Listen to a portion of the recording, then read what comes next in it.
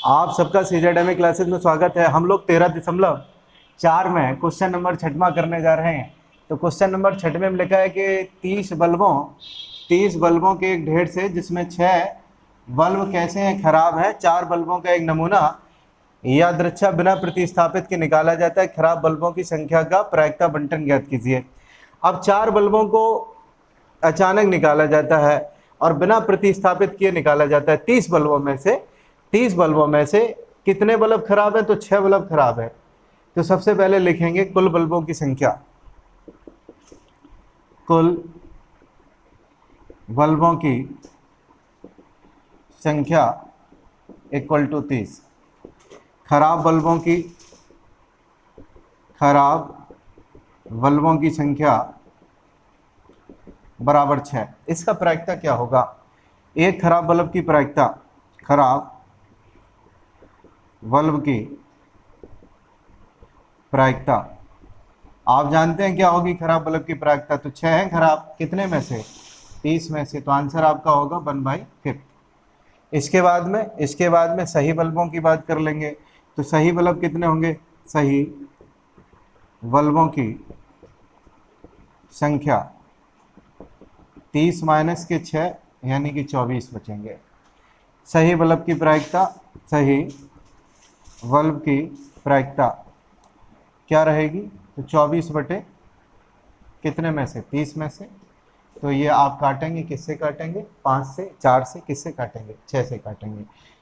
6 चौको 24, 6 पंचे 30, यानी कि 6 से काट दिया। अब आपका क्या होगा? तो x के संभावित मान कौन कौन से हो सकते हैं? x के संभावित मान,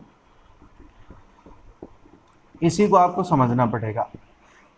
पूरा जो ढेर है उसमें 30 हैं बल्ब, और जिसमें से आपके कितने बल्ब खराब हैं?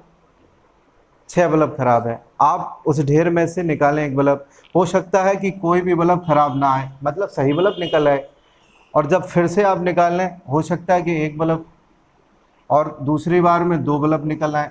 ऐसे ही संभावनाएं आपकी कितनी होंगी? 4। आप उस ढेर में से निकालें, कुछ ना मिले, मतलब सही बल्ब आ जाए। हो सकता है कि आपको एक बल्ब उसमें से खराब मिल जाए, 2 बल्ब खराब मिल जाए। क्योंकि हमें 4 निकालने हैं, तो 4 निकालने तो एक बल्ब निकलेगा, फिर 2 निकल सकते हैं, फिर 3, और फिर आखिरी में आपका कितना? चारों बल्ब खराब ही निकल आए। ऐसी भी संभावनाएं हो सकती हैं। तो ये आपके संभावित x के मान है। तो आप करेंगे क्या? आप P0 निकालेंगे, P1 निकालेंगे, P2 निकालेंगे, P3 निकालेंगे, P4 निकालेंगे। अब खराब बल्ब की अगर बात करें तो 1/5 है, और सही बल्ब की अगर बात करें प्रायिकता तो आपकी 4/5 है। अगर इसे हम P कह दें, इसे हम क्या कहते हैं? इसे हमने P कहा, और इसे अगर हमने Q कहा, तो आपका आंसर कैसे लिखा जाएगा? तो सबसे पहले आप लिखेंगे, क्या लिखेंगे? 4C0, और इसके बाद में P की कंडीशन और Q की कंडीशन। उसके बाद में आप 4 संभावना यहाँ निकालनी पड़ेंगी आपको। खत्म करें जाए? अच्छा,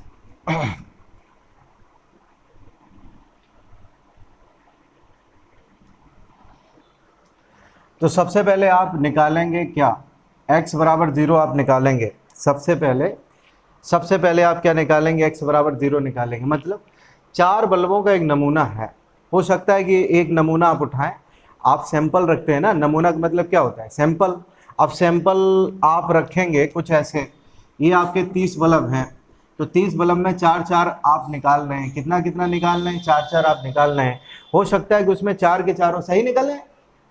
एक सैंपल है, सैंपल रखे हैं आपके, कुछ 30 बल्बों के सैंपल रखे हैं, तो हो सकता है 4 के चारों सही निकल आए उस ढेर में से। हो सकता है 4 का सैंपल आप उठाएं, उसमें से 1 सही हो, 3 खराब हो। ये भी हो सकता है कि 2 आपके सही हो, 2 खराब हो, 3 आपके सही हो, 1 खराब हो सकता है कि 4 के चारों बल्ब खराब मिल जाए एक सैंपल में। सैंपल का मतलब होता है वो 4 का सैंपल उठा रहा है। सैंपल या नमूना एक ही बात है। तो सबसे पहले आप लोग लिखेंगे, क्या लिखेंगे? x बराबर 0 के लिए, x बराबर 0 के लिए, x बराबर 0 के लिए क्या मतलब हुआ इसका मतलब है कि आपने जब सैंपल निकाला 4 बल्बों का, उसमें कोई भी बल्ब खराब नहीं है। यहां लिखेंगे कोई भी बल्ब खराब नहीं है। जब कोई भी बल्ब खराब नहीं है तो इसका P0 जो आपका रहेगा वो कितना रहेगा? 4C0, 4C0। पी का मतलब आपने क्या कहा था, तो पी का मतलब आपने लिखा था खराब बल्बों की संख्या। खराब बल्बों की संख्या वो आपकी आई कितनी थी, 1/5। और यहाँ अच्छे बल्बों की संख्या आपकी कितनी आई, प्रायिकता क्या है सही बल्बों की, 4/5।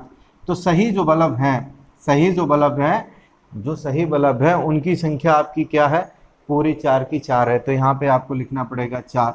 खराब बल्ब कितने हैं, 0। वो कह रहा है कि कोई बल्ब खराब नहीं है। जब कोई बल्ब खराब नहीं, इसका मतलब खराब होने की अगर बात करें, खराब होने की प्रायिकता की बात करें, वो 1/5 है।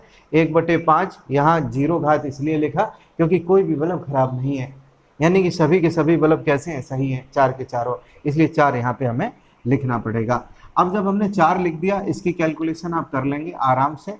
4C0 का मान 1 होता है और 1/5 पे घात 0 का मान भी 1 होगा। और 4 की पावर 4 का मतलब क्या होगा, 4 चौको 16, चौको 64, चौको 256। इसका आंसर होगा 256 बटे, यहाँ लिख देते हैं 256 बटे 5 25 पंचे 125 पंचे 625 होगा। 5 का जब 4 बार मल्टीप्लाई करेंगे तो आपका 625 होगा। यहाँ हमने लिख दिया 625। अब लिखेंगे x बराबर 1 के लिए, x बराबर 1 के लिए यहाँ लिखा जाएगा एक बल्ब कैसा है, एक बल्ब खराब है, एक बल्ब खराब है। जब एक बल्ब खराब है तो P1 बराबर 4C1 सही होने का, एक बल्ब खराब है इसका मतलब क्या है, 3 आपके क्या है, एक बल्ब अगर खराब है इसका मतलब 3 आपके बल्ब सही हैं उस नमूने में।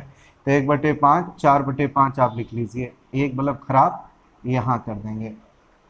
और इसके बाद में 3 आपके कैसे हैं, सही हैं। सही की प्रायिकता 4/5 है, इसलिए यहाँ पे आपने लिख दिया घात कितना, 3 लिख दिया। 4C1 का मान क्या होगा, कल हमने आपको बताया था 4C1 का मान आपको कैसे निकालना है, बड़े आराम से आप निकाल देते हैं। क्या होता है, NCR का formula factorial n upon factorial r और n माइनस आर। n मतलब 4 है, 4 के बाद में r की वैल्यू आपकी कितनी है, 1 है, यहाँ लिख दीजिए। 4 - 1 करेंगे तो फैक्टोरियल 3 आएगा। इसका आंसर फैक्टोरियल 4 का 4 गुणा फैक्टोरियल 3 होगा। इससे ये कैंसिल, आंसर आपका क्या रहेगा, 4 रहेगा। तो आप लिखेंगे जब इसको कुछ ऐसे 4 गुणा 1/5, इसे लिखेंगे 4/5 गुणा 4/5 गुणा 4/5। कैलकुलेशन आप कर लेंगे, कोई दुश्वारी है नहीं। ये कितने बार 4 का मल्टीपल है, 4 बार, तो इसका मतलब 256 बटे आपका कितना आने वाला है, 625 आने वाला है। अब इसके बाद में आपका सैंपल होगा जब 2 बल्ब कैसे हैं, खराब हैं। जब 2 बल्ब खराब हैं, अगली लाइन है x बराबर 2 के लिए जब लिखेंगे, जब 2 बल्ब खराब हैं, लिख देंगे जब 2 बल्ब खराब हैं। जब 2 बल्ब खराब है, इसका आंसर क्या होगा, तो P2 आप निकालेंगे। P2 बराबर 4C2 1/5, इसके बाद में 4/5। अब 1/5 4/5 मतलब क्या होगा, 2 सही हैं 2 खराब हैं, यही तो होगा इसका मतलब। इसके आंसर को कैसे करेंगे, किस प्रकार से इसका आंसर निकलेगा, तो समझ लीजिए।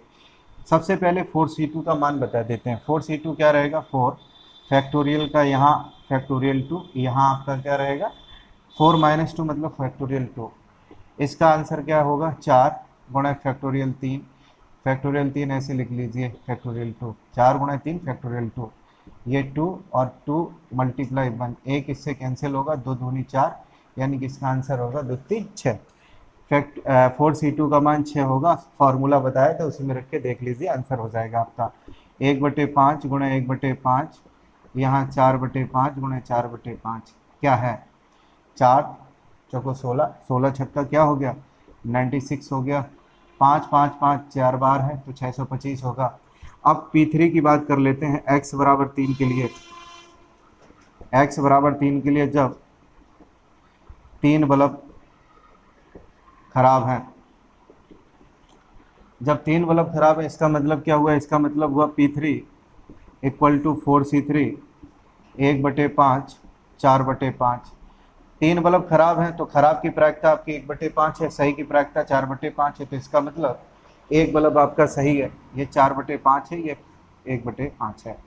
अब 4C3 का मान क्या होगा, तो फैक्टोरियल 4 यहाँ 3, तो आप जानते हैं बहुत अच्छे से, इसका ये 1 होगा। यहाँ लिखेंगे आप 4 गुणा फैक्टोरियल 3, मतलब आंसर इसका 4C3 का 4 ही रहेगा। यहाँ लिख दिया 4, 1/5, 1/5, 1/5 गुणे 4/5। आंसर आपका होगा 4 चौको 16/625। ये x बराबर 3 के लिए हो गया। अब x बराबर 4 के लिए क्या, जब 4 के चारों बल्ब कैसे हैं, खराब हैं, तब की बात करेंगे। जब 4 बल्ब कैसे हैं, खराब हैं, तो यहाँ होगा 4C4। आप करेंगे क्या, 4C4। आप इसके ऊपर पावर लगाइए, 4 के चारों बल्ब खराब हैं यानी कि सही कोई भी नहीं है। अब इसका आंसर 4C4 का क्या होगा, तो आप बहुत अच्छे से जानते हैं 4C4 का आंसर आपका क्या रहने वाला है, आंसर इसका 1 रहने वाला है। जब 1 रहने वाला है तो 1 लिखने की कोई ज़रूरत है नहीं। 1/5 की पावर 4, इसका मान तो 0 हो, इसका मान तो 1 हो गया। 4/5 की पावर 0 का 1/5 का मतलब 1/5 का मतलब 4 बार मल्टीप्लाई करेंगे तो आप बहुत अच्छे से जान पाए कि इसका आंसर 1/625 होगा।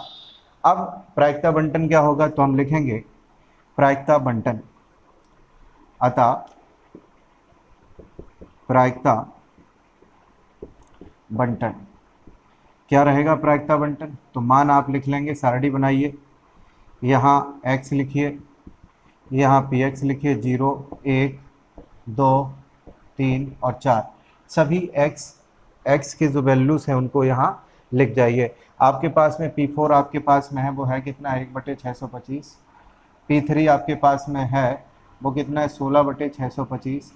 p0 का मान 256/625, ये 256/625, ये आपका 96/625, यही होगा और ये